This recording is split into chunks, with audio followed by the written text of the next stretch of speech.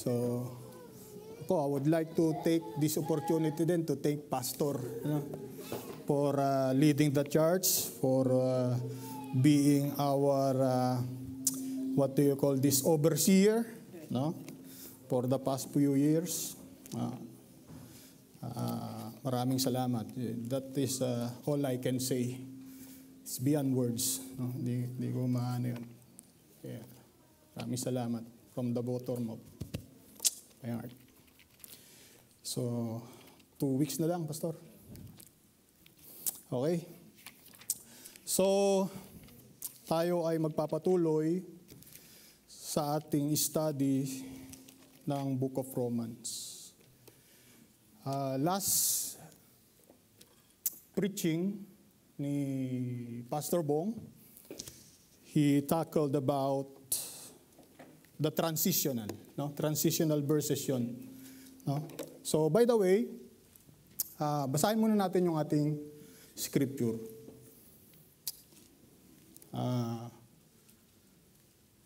Romans chapter 4, verse 1 to 3 lang tayo. Ayan. So, please read with me. What shall we say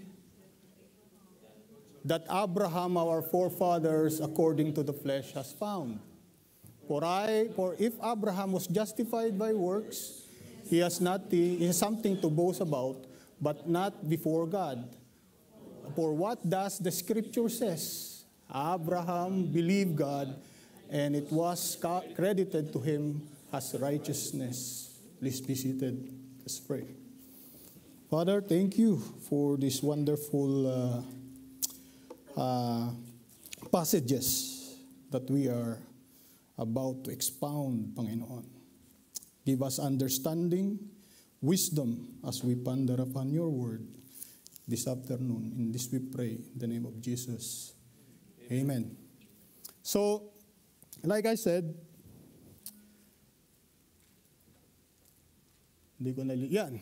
punta tayo dyan, because nadyan tayo sa section na yan, doon sa outline ni Pastor Bong, which is salvation, righteousness declared, justification, stated, illustrated, explained. So nadyan po tayo sa section na yan.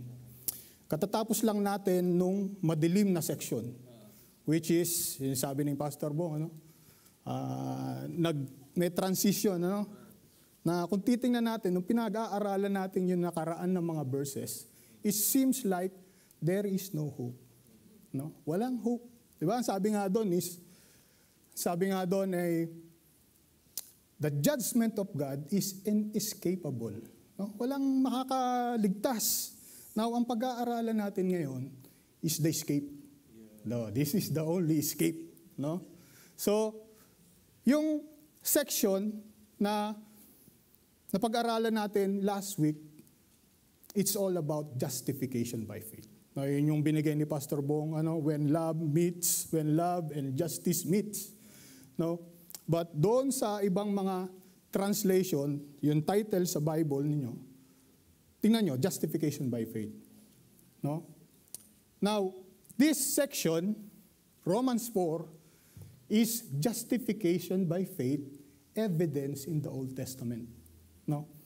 Yung justification by faith, pinatunayan yan, even sa Old Testament, in the person of Abraham.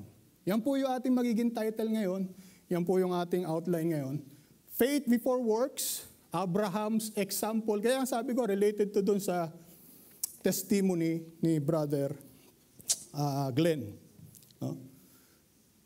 Question about righteousness, the implications of justification by works, and then justification by faith. Now, sa amin, bago tayo mag-go along with our studies, sa engineering aspect, when it comes to the design, bago ka mag-go deeper to the details, doon sa first page, nakalagay doon yung mga terminologies. No, mga terminologies. Para pagpunta mo sa detail, alam mo kung ano yung ibig sabihin nito. Ibig sabihin, when you encountered in details like NS, ibig sabihin nun, near side. Alam ni Brother Jendel yun. No? When you encountered RV, ibig sabihin nun, reed brace. No? So na doon yun, yung mga meaning na yun, nasa first page yun.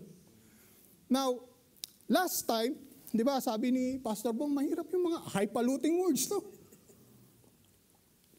But these highfalutin words is very important in our salvation. Dapat nating malaman. Okay? So, bago tayo magpalaot, may encounter natin itong mga wordings na to. Justification, yun yung ating inano ni Pastor Bong. The act of God declaring a sinner righteous through Christ to be made right with God. Justification. No? Ikaw ay napawalang sala. No? Pinawalang sala ka. No? Yan ay gawa ng Diyos. Yung justification na yun. Nagpahayag ang Diyos na nagpapahayag ng isang makasalanan na matuwid sa pamamagitan ng pananampalataya kay Jesus. Righteousness, God's perfect standard, and the goal to be attained. Yun ang standard ng Panginoon, righteousness. Which nobody can attain by themselves. So, may encounter natin yan, redemption. The act of Christ purchasing salvation for believers by paying the price for sins through His death on the cross. To be set free. No? Pagtubos, tinubos ka. Tinubos. Di ba? Yung iba naiintindihan yan, But I'm after to those who are new. Na hindi naiintindihan yung mga highfalutin words na yan. No? Maaaring yung karamihan sa atin, alam na yan. Because ang ating pinag-aaralan is foundational. No? It is a justification by faith. If you don't understand justification by faith, which is foundational, sa building, unreliable na yun. No? Unreliable na yung building mo, compromise na yun. So dito pa lang, sa foundation pa lang, dapat rooted ka na. Alam mo kung saan ang gagaling yung iyong salvation. Oh. Now, propitiation, ang complete satisfaction, appeasement of God's wrath, Christ sacrificed that satisfies God's wrath against sin, making justification and redemption possible. Natin nyo kung connection yung mga yan. No? Na kung titingnan mo, in Tagalog, yung propitiation, pagtatanggal ng galit. Tinanggal ng Panginoon, nung siya ay napako sa krus, tatanggal ang galit ng Panginoon dahil sa ginawa niya. No? Now, salvation. The complete deliverance from sin encompassing, sumasakop sa justification, propitiation, redemption, and righteousness of God leading in the eternal life. Now, bakit ko sinabi yan? Kasi, tingnan nyo yung ating title.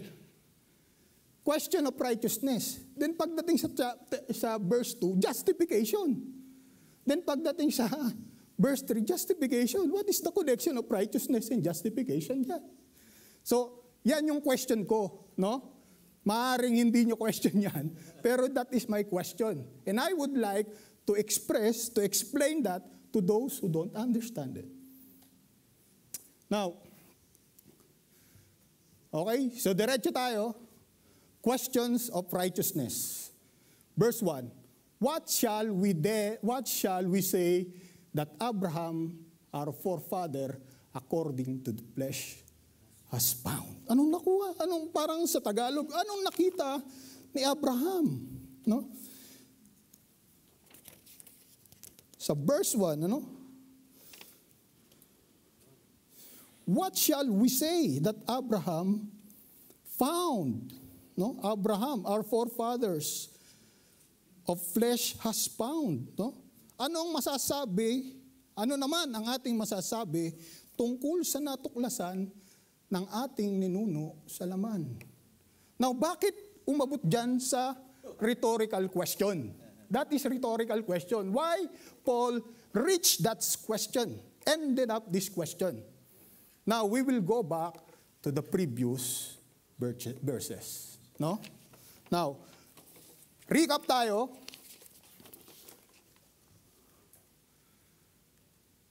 Yan, ito po pala, ano? 2 questions. How Abraham made right with God? Is it work or faith? Yun yung ating malalaman. Ano? At the end of this message. Now, recap tayo, previous passages. Now, yung 1, point number 1 dyan is the righteousness of God revealed apart from the law. Sabi dito, but now apart from the law, the righteousness of God has been revealed, being witnessed by the law and the prophets. The righteousness is no longer achieved to adherence to the law of Moses or good works. No? Hindi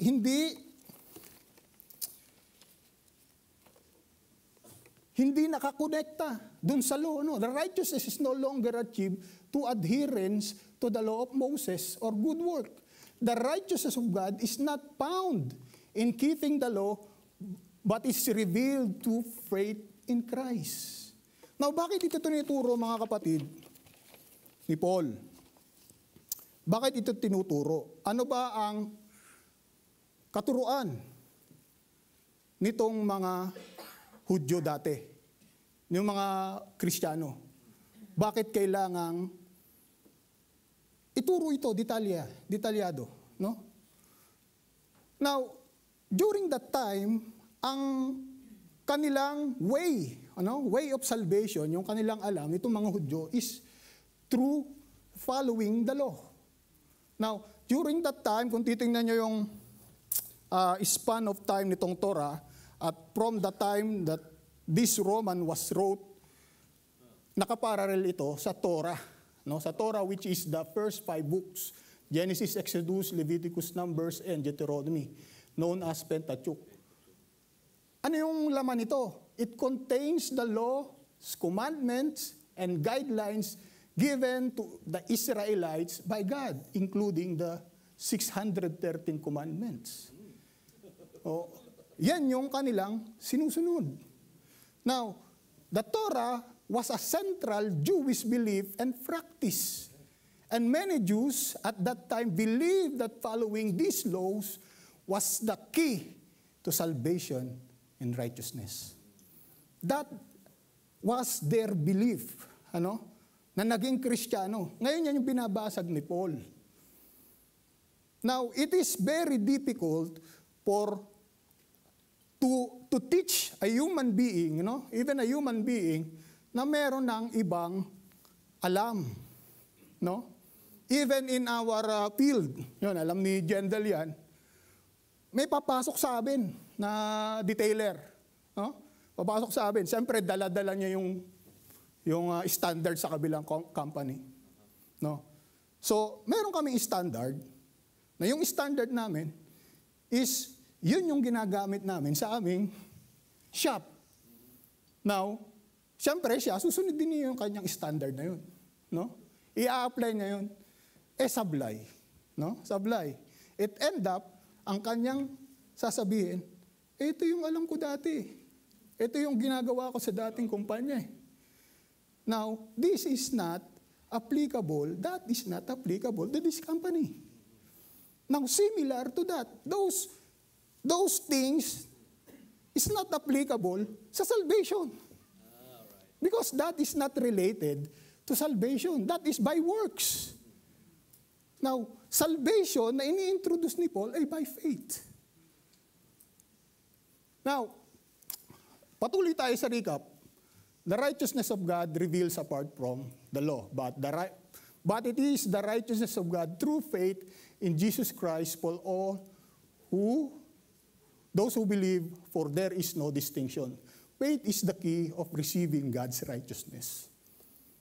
The promise is available to everyone who believes. There is no distinction between Jews and Gentiles, meaning the gospel is universally available. Okay? Mabilis lang tayo. Kasi, oras na, All have sinned and fall short to the glory of God. Now, all have sinned and fall short to the glory of God, being justified as a gift by His grace through the redemption which is in Christ. Sin is universal and it affects both Jews and Gentiles. Yun yung napag-aralan natin. Lahat, walang mabuti. There is no righteous, not even one.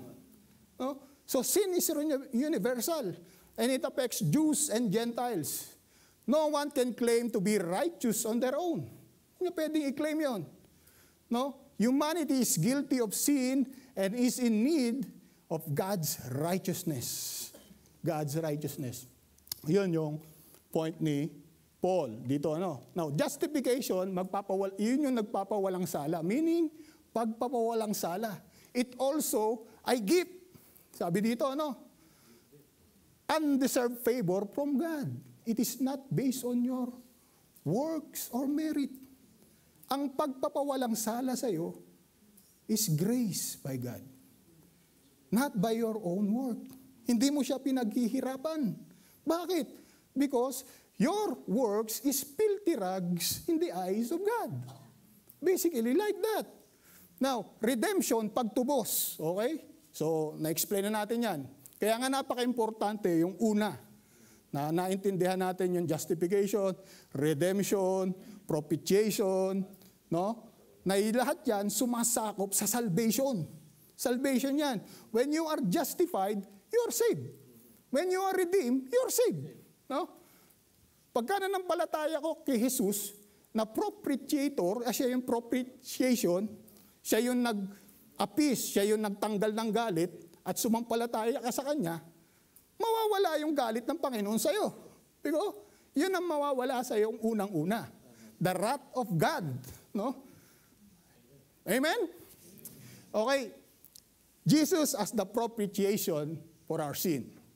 Sabi dito, Jesus as a propitiation, Christ's sacrificial death appeased God's wrath against sin. Sa Tagalog, ang sakripisyong kamatayan ni Kristo ang nagpapawi ng galit na Diyos laban sa kasalanan. So kung ikaw ay sumampalataya kay Jesus, mapapawi ang kasalanan, yung galit na yan ng Diyos. Dahil sa Kanya, because He is the propitiation. Now, this sacrifice of Jesus must be received by faith. No? It is not automatically applied. But those who believe in Jesus receive the benefit of this sacrifice. Now, kailangan ng human responsibility. Kailangan mong tanggapin. No? Now, even yung pagtanggap mo, yan ay gawa ng Holy Spirit. No? Now, kaya ako hina-highlight lang, because there are some teaching, yung hyper-Calvinism, na wala ka nang gagawin, kasi ikaw ay chosen, predestined ka na. So, anong ibig sabihin nun? Nawawala na yung human responsibility, and also, yung pag-share ng Word of God, universally. Wala na yun. Okay? That is hyper-Calvinism. Although I believe in predestination, but hindi ganun ka-hyper. No? We need to preach the Word of God. Because no one here knows who is saved. Who is chosen. Amen? Okay. God is just. He does not overlook sin, but Christ's atonement satisfies His justice. Hindi na, no? Siya na yung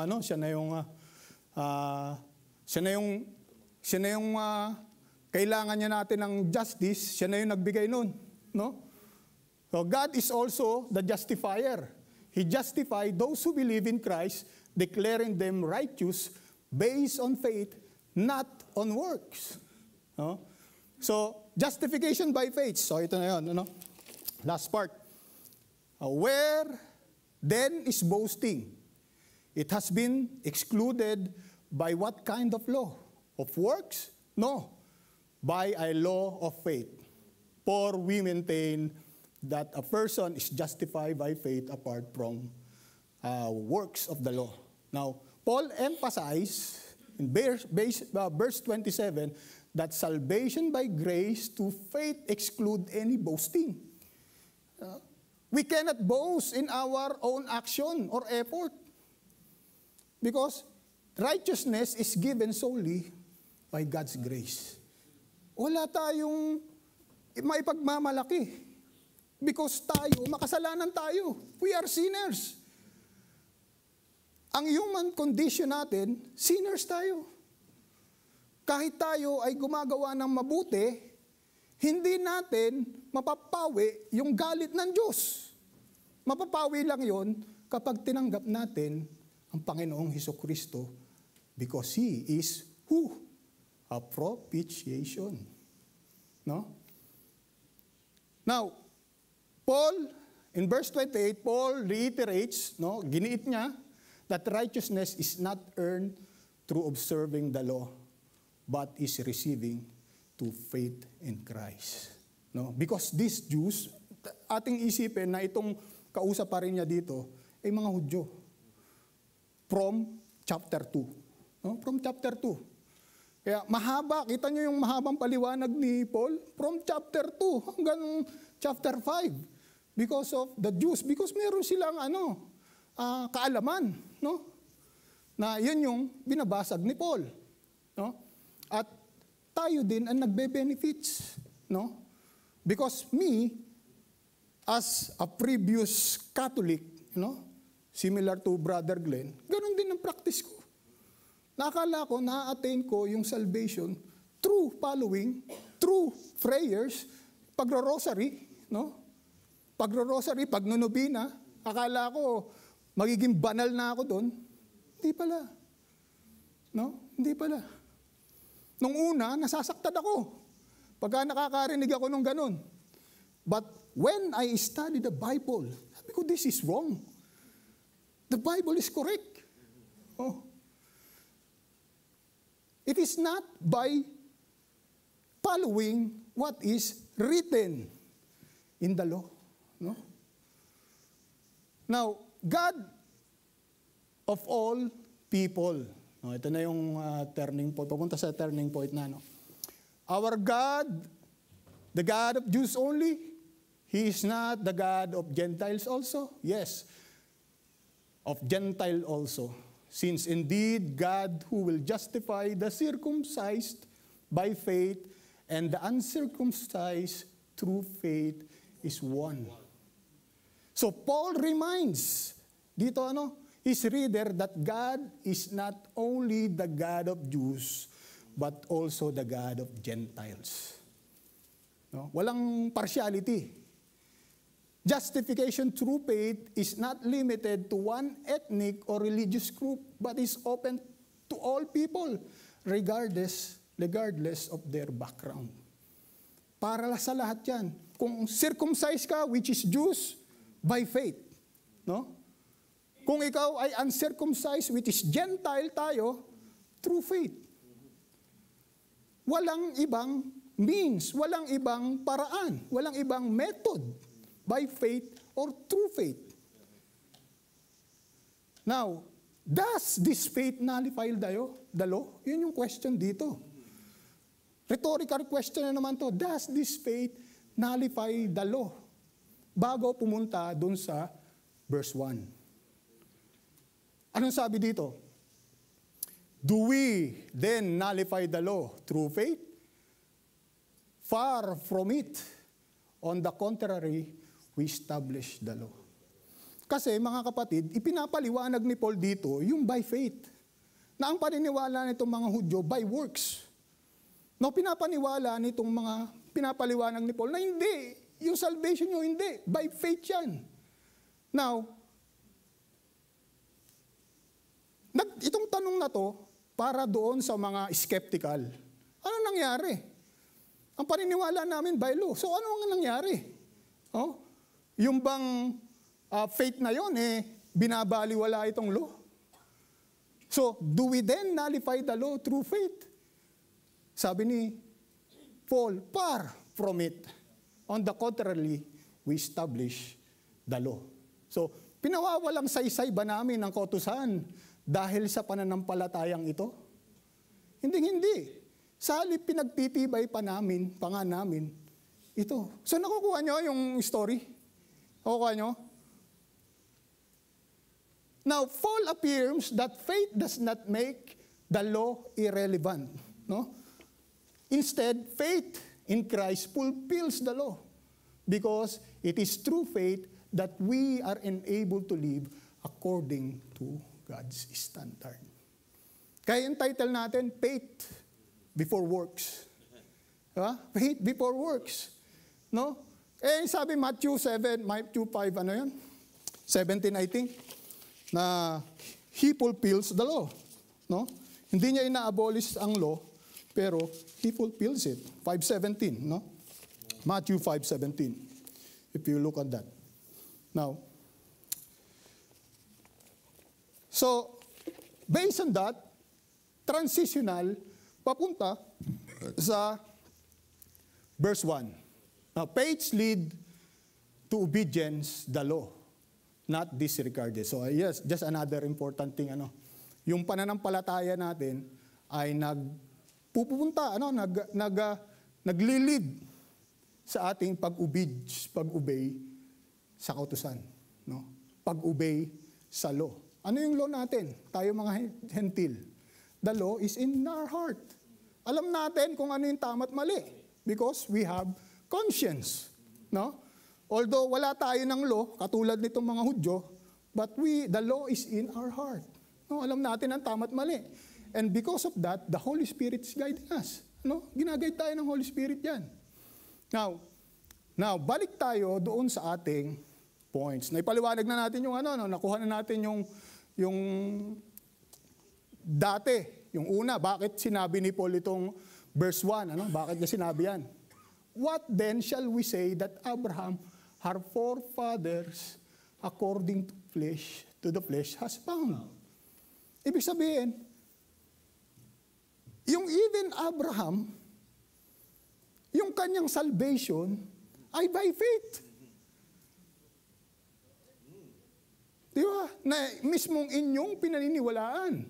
Mismong inyong forefathers nyo. Now, ang tanong dito, why did Paul use Abraham as an example? Isip ba natin nyo, bakit ginamit ni Paul si Abraham as an example? Because Abraham is a central figure of Jewish history. Answer number 2, he is the father of Jewish people. And answer number 3, his obedience is an example to Jewish people. No? Yun yung kanilang tinitingnan. Kaya nga sabi ni Christ doon sa John 8, sabi niya, before Abraham was, I am. No? Sabi niya, masaya si Abraham na nakita ako nung dati. No? Now, ano yung obedience ni Abraham na very popular sa mga to? Sacrifice of Isaac at saka yung covenant of circumcision. Na yung covenant of circumcision, yun yung issue dito sa Romans. Na tinatakil dito, circumcised, uncircumcised. No? Circumcision, a sign of covenant between God and His people. A physical reminder of the relationship with God. Yun yung kanilang paniniwala. No? Yun yung paniniwala ng mga Hudyong to. Now, verse 2, yung point natin ng number 2, implication. Yung una, ano naman ang ating masasabi tungkol sa natuklasan ni Abraham? If it is by faith, not by work, what then shall we say that Abraham, our forefather, according to the flesh, has found? Di ba? Yun na. Kasi yung last chapter, it is by faith, not by works. So ano naman ang ating masasabi tungkol sa natuklasan ni Abraham na ating mga ninuno sa laman? So, verse 2 is the implication of justified by works. Kasi yung verse 2, anong sabi dito? For if Abraham was justified by works, he has something to boast about, but not before God. No? So, this is a rhetorical statement. No? Rhetorical statement, pwedeng conditional statement, but I incline to rhetorical statement because of the first verse is a rhetorical question. No? Sabi dito, it is a statement made to make a point, provoke thought, or lead to a conclusion without necessarily expecting an answer. It's designed to emphasize an argument or truth. Now, what is the truth? No? What if justification is by works? Just what if? No? What if? What is the Bible says about that? Now, salvation becomes a reward. If our justification is by work, justification becomes a reward. Justification by works would make salvation a reward for human effort. It is not a gift or grace. It would mean that individual could earn their righteousness through their own action, which is unbiblical, rather than receiving it as a free gift from God through faith. Ephesians 2, verse 8 and 9, yung binanggit ni Brother Glenn. Now, number 2, if justification is by work, pride and self-reliance. If salvation is dependent on work, people might become proud on their own efforts and feel self-reliance. This could lead to self-righteousness and looking down on others who struggle to do good works, as they would be judged based on their action rather than God's grace. Remember yung preaching natin nung una? Imperfect judgment of human. This is unbiblical. 3, no need of Christ's sacrifice. What if justification is by works, no need of Christ's sacrifice? If justification were by works, there would be no need of Jesus Christ's sacrifice on the cross. Christ's death and resurrection would lose their significance, as salvation would be attained through human effort, not by grace, through faith in Christ. Wala nang saysay ito. Because this Bible is all about Christ. This is the gospel. And salvation by works, binabaliwala ito. Itong matindi. No assurance of salvation. Yung salvation nyo, walang kasiguraduhan. If justification depend on works, no one could completely sure of their salvations. Since people are imperfect and fall short at time, there would always be uncertainty about whether they've done enough works to earn God's favor. The standard of justification would be perfection. And no one can achieve perfection on their own. That is according to Romans 3:23. Your salvation is in vain. Now, the Bible does not support boasting about justification. Now, ibig sabihin, justification by faith is unbiblical. No? And the Bible does not support boasting about justification. Yeah? And sabi dito, not a result of work so that no one may boast. Yung ating salvation is by grace. We have been saved through faith. And this is not yourself, of your own self. It is a gift of God. It is a gift of God. No? Hindi ito pinaghirapan. It is not a work. It's not a wages that we worked on. No? Titus 3:5-7. He saved us not on the basis of deeds, which he did in righteousness, but in accordance with his mercy, by the washing of regeneration and renewing by the Holy Spirit, whom he richly poured out upon us through Jesus Christ our Savior, so that being justified by his grace, we would be made here according to the hope of eternal life. So yun yung ating hope, ano? No? Sinave niya tayo not on the basis of deeds. Hindi ibig sabihin magaling tayo. Hindi ibig sabihin magandang lalaki tayo. No? Hindi ibig sabihin marunong tayo, may alam tayo. No? He saved us because of grace. No? His grace. Now, therefore, justification by works is unbiblical. It is unbiblical. Hindi sinusuportahan ito ng Biblia. Now, ang tanong dito ni Paul, for if Abraham was justified by works, he has something to boast about, but not before God. Ito masaklap. May mga tao, there are peoples who believe in that doctrine. Justification by works. And there are openly share that. No? Na ako mismo, nakita ko yan during the time of pandemic. No? Marami mga video nun. May mga nagtuturo na ganun. Kailangan mong nasa church ka, kailangan sumimba ka parate. Kailangan mong i-maintain ang ginagawa, ano?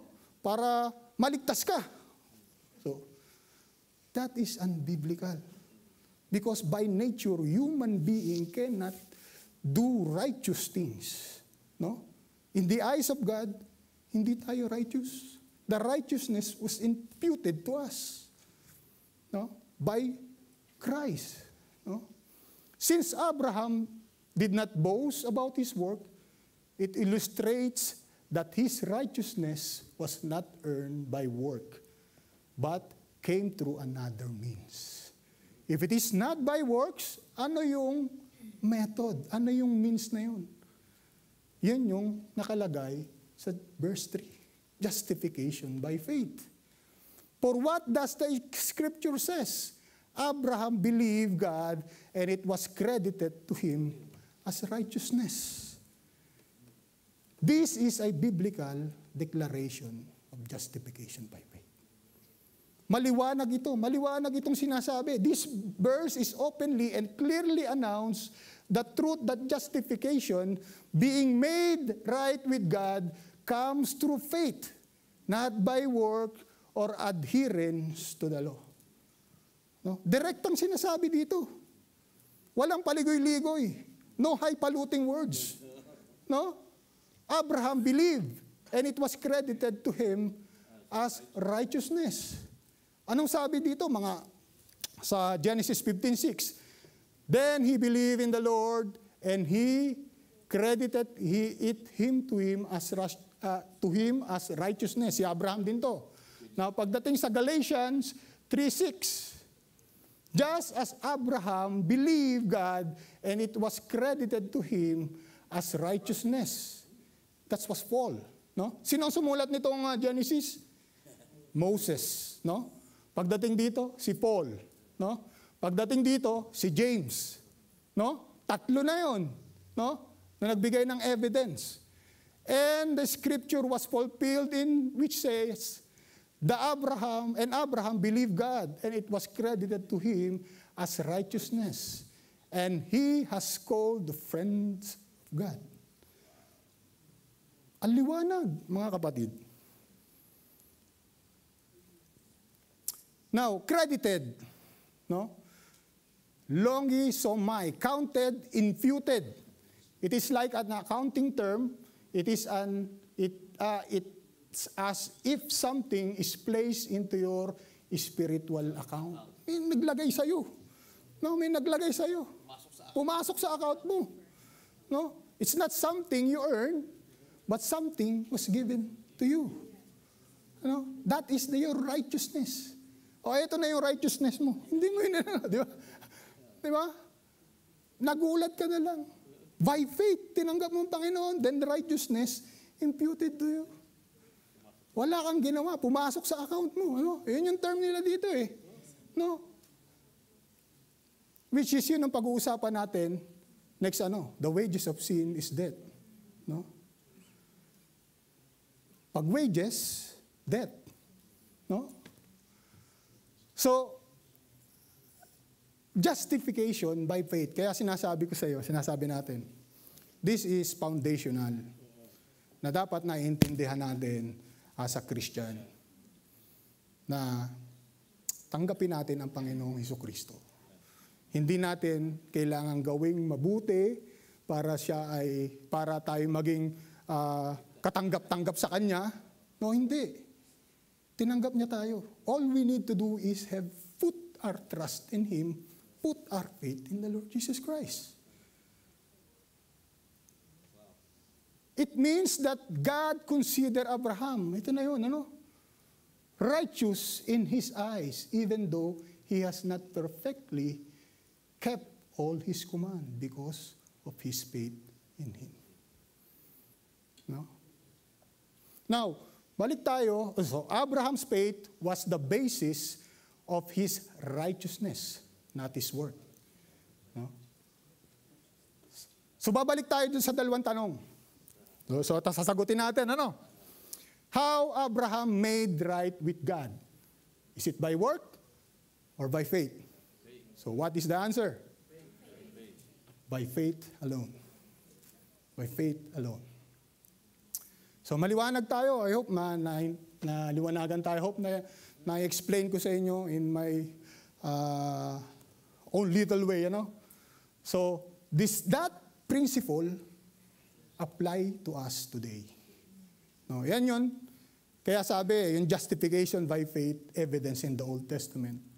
But that principle apply to us today. No, apply to us today.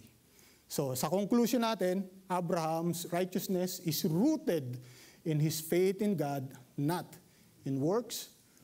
Number 2, justification by work is unbiblical since it does not offer assurance of salvation. And number 3, justification by faith is biblical because it is a gift of God, just as seen in Abraham's example. Now, anong ating take home? What is our take home? Obligation. Trust in God's grace, not our works. If you struggle with feelings or guilt or inadequacy, remember that God accepts you because of your faith in Jesus, not because of your perfection of good deeds. Tinanggap ka ni Jesus kahit ikaw ay makasalanan ka, tinanggap ka ng Panginoon. No? All we need to do is trust Him. Sabi diyan, trust in His grace. That is grace na ibinigay sa'yo. So, panampalatayanan mo yan. No? Panghawakan mo yan. No? Rest in His grace, no one that you are loved and justified because of your belief in Him. And number 2, live with assurance of salvation. So, mamuhay tayo na tayo ay talagang saved. No? Instead of living in constant fear and uncertainty about your salvation, you can have assurance because it is God's gift, not something that you can lose based on your action. Hindi yan mawawala. Ano sabi dito? Our salvation is secured in Christ. Anong reference natin dyan? Colossians 3:3b. Your life is hidden with Christ in God. Hawak ng Panginoon ang ating salvation. No? Paano mawawala yan? Kaya kung nasa atin mo, wala talaga yan. Oh? Now, number 3, live obediently to God, motivated by love and gratitude, not out of obligation. Now, ang respond natin, because our salvation is the grace of God, ang ating respond ay gratitude. Thank you, Lord. Ano? Hindi ako karapat-dapat, pero tinanggap mo ako. You accepted me of who I am. I'm a sinner, pero tinanggap mo ako. No? Live obediently to God, motivated by love and gratitude. No? In other words, your obedience should come from heart of appreciation for what God has already done for you, rather than fulfilling religious practices. No? Mahirap yun. Trabaho ko ng trabaho. No? Just to please somebody. But you work on, gumagawa ka dahil you are thankful to God. Sinave ka niya. At kung ganun ang basis ng iyong pagtatrabaho, pag-work mo, hindi kang papagod. Because you are anchored sa ating Panginoong Hesus. Nakarud. Kaya nga sabi, faith before work. You have to be in Christ before you work for Christ. Because if you work for Christ without Christ, that is delicates. So, yan po yung ating application. Hope may natutunan tayo, ano? So, application, trust in God's grace, not our works. Live with assurance of salvation. Live obediently to God, motivated by love and gratitude, not out of obligation. So, let's pray. Father, thank you for your word today. Maraming salamat. I hope that continue to give us more wisdom sa aming pag-aaral na ito, Panginoon. At ipanlawa mo sa amin ang patuloy mong grasya, Panginoon, sa amin, Panginoon. In this we pray in the name of Jesus. Amen. Praise the Lord. Amen. Amen.